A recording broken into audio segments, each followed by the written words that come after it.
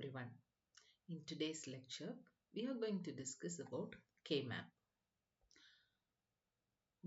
What is the use of K-map? K-map is used to reduce a Boolean expression. For reducing a Boolean expression, we have different methods.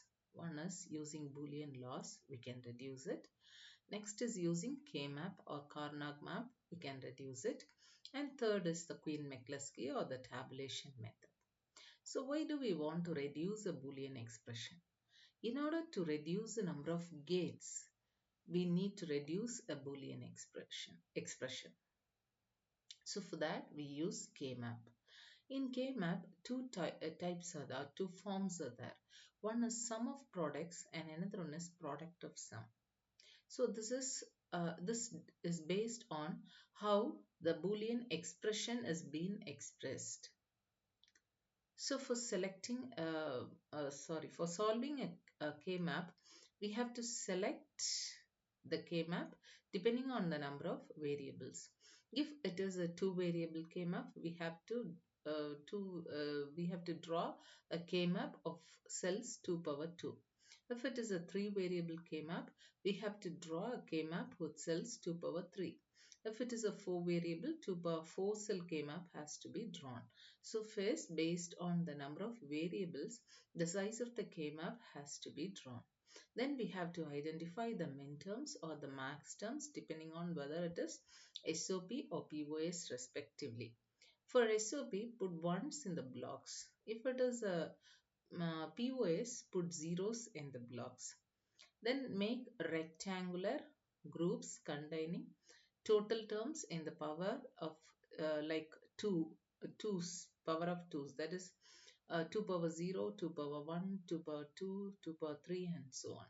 The groups has to be done only on rectangular basis. Diagonal grouping is not allowed. In another video, I have given you what are the don'ts and do's of grouping a K-map. From the groups made, then find the product terms. So this is an example of sum of products. This is a K-map with 4 variable. This is a 4 variable K-map. This is a 3 variable K-map. So if you see here, since it is 3 variables, we should have 2 power 3 cells. So see here, altogether we have 1, 2, 3, 4, 5, 6, 7 and 8. Altogether 2 power 3, which is 8 cells. Similarly, if it is a 4 variable K-map, then we should have 2 power 4, that is 16 cells. So here we have 16 cells.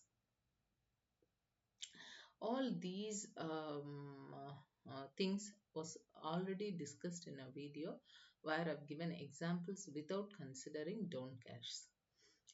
So if you see, let us consider this 4 variable K-map. If you see this K-map, let me consider the 4 variables as A, B, C and D. So A, B, I'm writing it here. C and D, I'm writing it in the other side of the K-map. So here we have 2 variables and here 2 variables. So if we have 2 variables, then we can have 4 possible combinations. 0, 0, 0, 1, 1, 1 and 1, 0.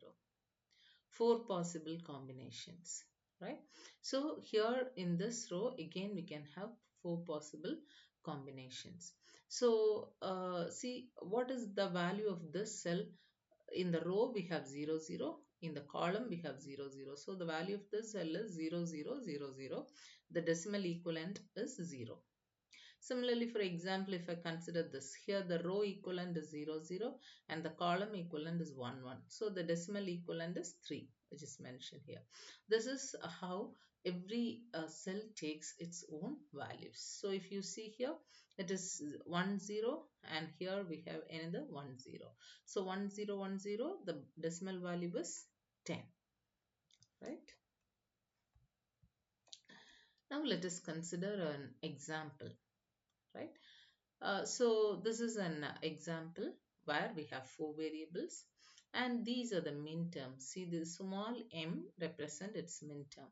0, 1, 4, 5, 6, 10 and 13 are the minterms. We have seen in a problem only with the minterms. Here we have considered don't cache also. right? So how to deal with this don't cares? What does mean by don't care? So these are terms which may take 0 or 1, right?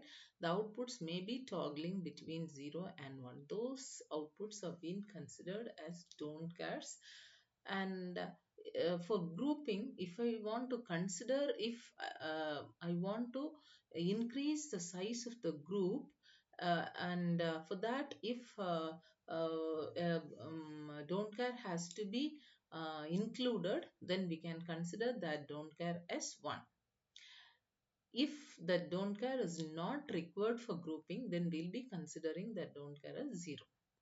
Okay, so here you see the minterm 0, 1, 4, 5, 6, 10 and 13. So 0, 1, 4, 5. So minterms will be represented as 1. So inside these cells we are writing 1. This is 4, 5, and here we have 6. Here we have 10. Here we have 13. Right? So all these have been given.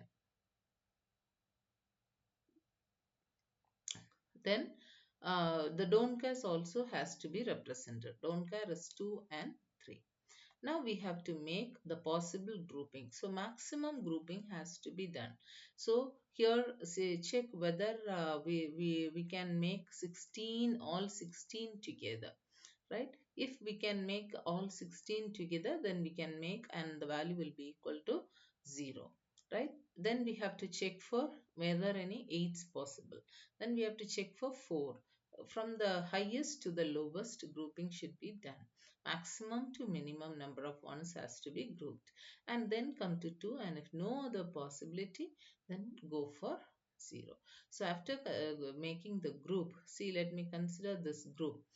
If I consider this 2 ones group, what are the rows common here?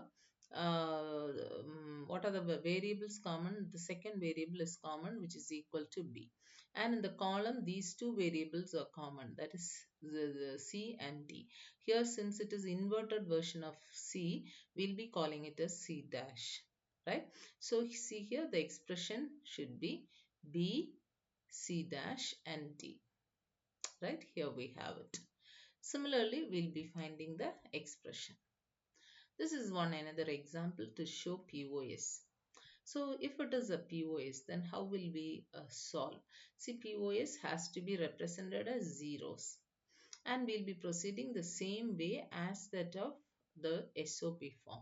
When we are writing the expression, see, there we wrote as suppose for this grouping, we'll be considering the common variable in the row, which is a bar here, and here the common variable is c bar d. So actually in SOP form, this is a bar and this is c bar d, right? Here we have to write in POS form. So we have to apply De Morgan's law. So when I do that, a bar becomes a, c dash becomes c, and d becomes d dash. Here we have the term, and the AND gate in between will be turned to OR gate. So we have a plus c plus d dash. Similarly, all the other groupings too, right? So we have considered SOP with don't cast. We have considered a POS with don't cast. So SOP once has to be, minterms has to be marked as 1, and then we'll be grouping. In POS, max terms has to be marked as 0, and then we'll be making the group. After making, we'll write the common variables. So this is for your assessment. Thank you.